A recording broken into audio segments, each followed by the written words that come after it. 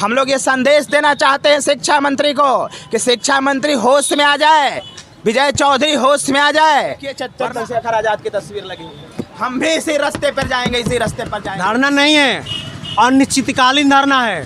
सरकार को हम लोग के सामने झुकना वोट बैंक की राजनीति होती है, वही शिक्षा व्यवस्था में भी आप लागू करना चाहिए। यही रवैया होता है कि हम शिक्षा को बढ़ावा ही नहीं दें, वो शिक्षा के प्रति हर समय क्रूरता का।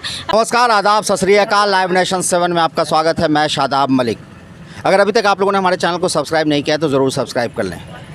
पटना का गर्दनी बाग आंदोलन स्थल, और यहाँ आंदोलन किया जा रहा है कुछ ऐसे मुद्दे को लेकर जो बिहार के लिए सबसे अहम मुद्दा है, और मुद्दा है रोज़गार का।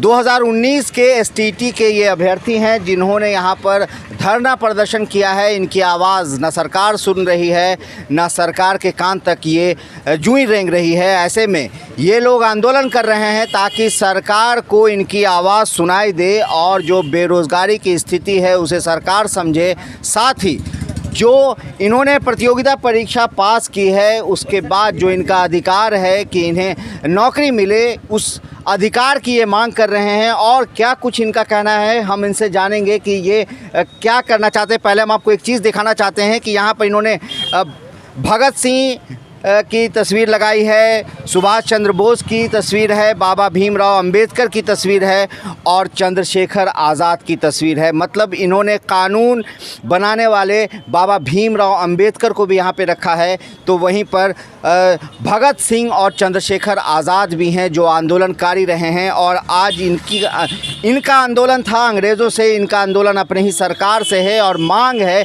रोज़गार की। इस मुद्दे पर हम बात करेंगे। अनिल, क्या है, आप लोग यहाँ पर क्या करना चाह रहे हैं? सबसे पहले सदाब भाई आपको और लाइव नेशन को तहे दिल से शुक्रिया कि आपने हम लोगों का मुद्दा उठाया। हमारा मुद्दा बस एक है, हमारा मुद्दा बस एक है कि जो सरकार ने 2019 में विज्ञापन लाया था और उस विज्ञापन में जो चयन की प्रक्रिया थी, उस समय के अध्यक्ष आनंद किशोर जी ने जो प्रेस कॉन्फ्रेंस किया था, उसके बाद हम उस आधार पे हमने फॉर्म भरे थे और उस आधार पे हमने परीक्षा दिए, उस आधार पे रिजल्ट निकला और रिजल्ट के 5 दिन बाद चयन की प्रक्रिया को बदल दी जाती है। कौन ऐसा परीक्षा नहीं होता महोदय जिसमें फेल और पास नहीं होता? कौन ऐसा परीक्षा नहीं होता जिसमें मेरिट और नॉट मेरिट नहीं होता? बताइए, कौन ऐसा परीक्षा नहीं होता? सब परीक्षा में ऐसा होता है। लेकिन सरकार ने मेरिट और नॉट मेरिट को बराबर कर दिया है। इसको हम कतई बर्दाश्त नहीं करने वाले हैं, कतई बर्दाश्त नहीं करने वाले हैं। पहली बात। दूसरी बात ये है कि हम सीधे, ये जो आंदोलन है ये आंदोलन नहीं है, ये क्रांति है, ये क्रांति है। हमने यहाँ पर जो फ़ोटो लगाए हैं ये चंद्रशेखर आज़ाद की, ये चंद्रशेखर आज़ाद की तस्वीर है और ये मेरे शहीद आज़म की तस्वीर है। और ये दोनों की तस्वीर जो है ये सूचक है कि आंदोलन नहीं है, ये क्रांति है। पहली बात। दूसरी बात ये है जब शहीद आज़म एक थे, चंद्रशेखर आज़ाद एक थे, तब तो तहलका मचा दिया था नेशनल असेंबली से लेकर अंदर से लेकर बाहर तक। और हम लोग तो 30,675 अभ्यर्थी हैं।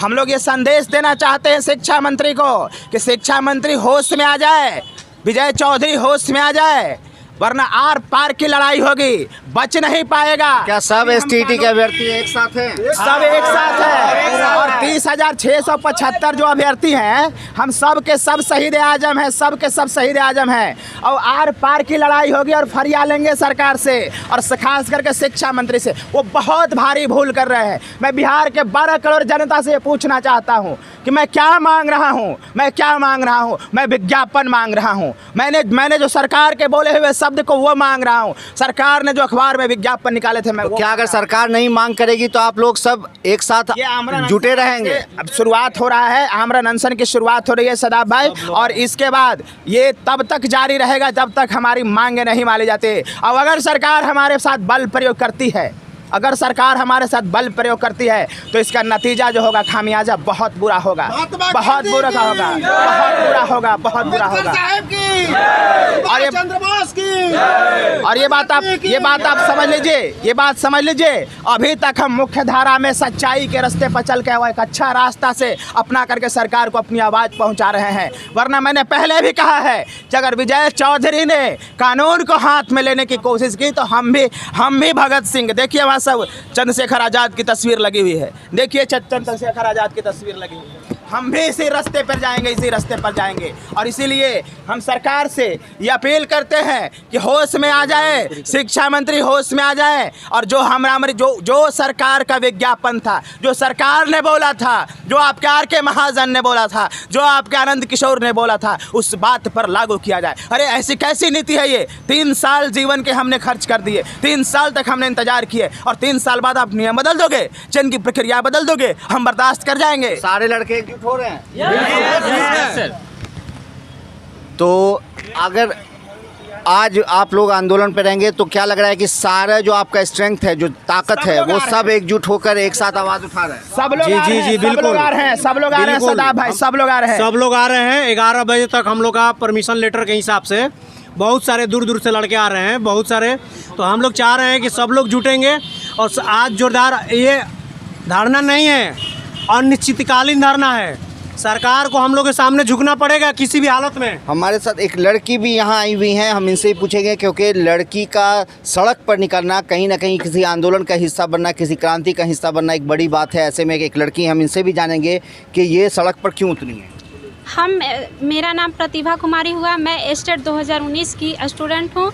और हमारी सरकार ने पहले बोली थी कि कोटिवार और शनिवार एस्टेट में जितने स्टूडेंट उत्तीर्ण होंगे उन्हीं को आगे जो प्रोसेस है उसमें दिया जाएगा। लेकिन जब रिजल्ट आया उसके बाद हमारी सरकार ने अपने कानून में क्या विज्ञापन में परिवर्तित कर दी, जो हमारे जो सभी स्टूडेंट जो मेरिट में आए उन सभी स्टूडेंट को हक को सरकार ने मार दिया। तो मैं उनसे यही कहना चाहूँगी कि क्या सरकार आप जब चाहे तब अपनी रवैयों को क्यों बदलते रहते हैं? क्या आपकी नीति जो वोट बैंक की राजनीति होती है वही शिक्षा व्यवस्था में भी आप लागू करना चाहेंगे?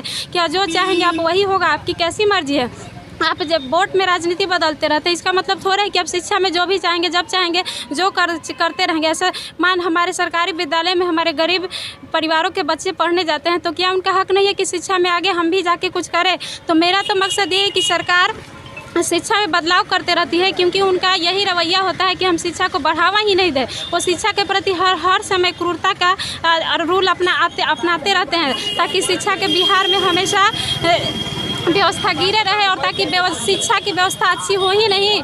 और जो शिक्षा ही ऐसी चीज़ है, वो जानते हैं कि सवालों को जन्म देती है, और चाहते ही नहीं हैं कि हम शिक्षा को बढ़ावा दें। और इसके साथ ताकि हमारे पास कोई भी स्टूडेंट मेरिट में बन के आके शिक्षा को ज्ञान लेकर के हमारे पास सवालों का उठाए। यही कारण है कि वो सब कुछ जानते हुए भी हर चीज़ को, नीतियों को गलत करते रहते हैं।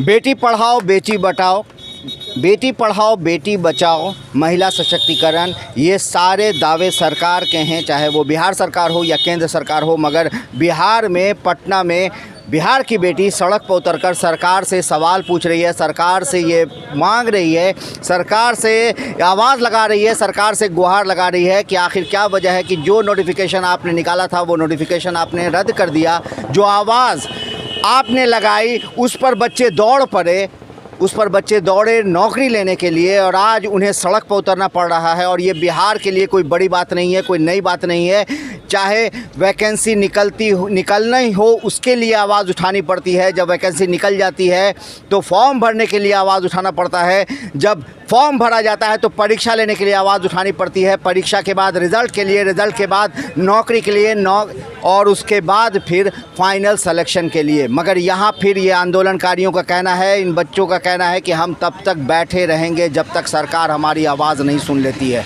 ऐसे में देखना है कि सरकार के कान तक ये आवाज़ पहुँचती है या नहीं, शिक्षा मंत्री पर प्रभाव पड़ता है कि नहीं। लेकिन मुख्यमंत्री नीतीश कुमार से ये अपील कर रहे हैं ये अभ्यर्थी कि वो इनकी आवाज़ सुने, इनकी पुकार सुने और इनकी मांग पर ध्यान दें। इस तरह की खबरों के लिए बने रहिए हमारे साथ, देखते रहिए हमारा वीडियो। अगर आपको हमारा वीडियो पसंद आता है तो हमारे चैनल को ज़रूर सब्सक्राइब करें। अगर आप फेसबुक के जरिए देख रहे हैं तो पेज लाइक करें, साथ ही ट्विटर हैंडल पर हमें फॉलो ज़रूर करें। धन्यवाद।